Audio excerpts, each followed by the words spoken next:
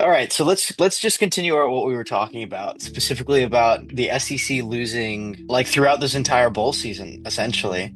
Um, Georgia and Alabama knocked out in the this round of the playoffs. Ohio State also knocked out. So I think this is the first college football playoff ever without one of these three teams in the finals, which is I think pretty great. It's a Oh, great wow. Final Four. Like Yeah, logo ball absolutely. wise, I love it. No, absolutely.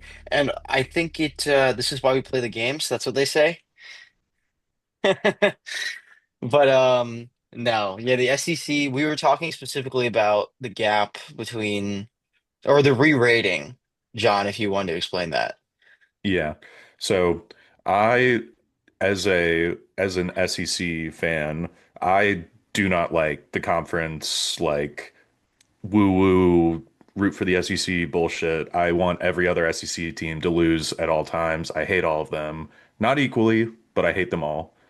Um, and I think I'm happy that the SEC has been laying such an egg this bowl season and has won like maybe one game that wasn't an SEC versus SEC game. Like, and I'm hoping that it will contribute to a like re-ranking in our collective consciousness of the conferences because the SEC is just frankly not like far and away the best conference like it was, 5, 10 years ago. And it hasn't been like that for a while, but they still get the benefit of the doubt, like a three-loss Alabama team that just got absolutely smoked in their conference championship, being allowed to not drop a spot and be in the playoff.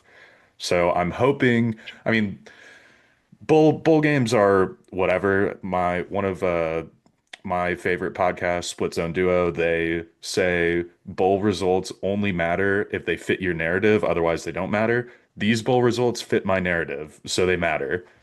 Granted, they're bowl games, so like who really gives a shit? But It's the problem of talking about anything online where you need nuance for it to make sense. The SEC has a lot of really talented teams. That's a fact. The SEC has a lot of really good, like well-backed programs. That's a fact. But as NIL has been more of a thing, and now guys are able to transfer, and now they're transferring not just to different teams, but different teams out of the conference. Like, what's the difference between an SEC player and a Big 12, an ACC, a Big 10 player, a G5 player? And the answer is a year or two.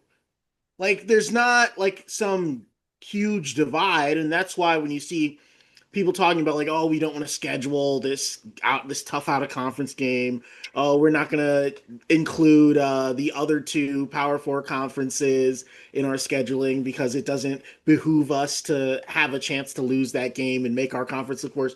Like that's exactly why. Like you're telling me that this thing is far and away the best conference, or at least that's how we're covering it. That's how it's talked about. That's how a casual fan would approach any two teams matching up based on like where they're from.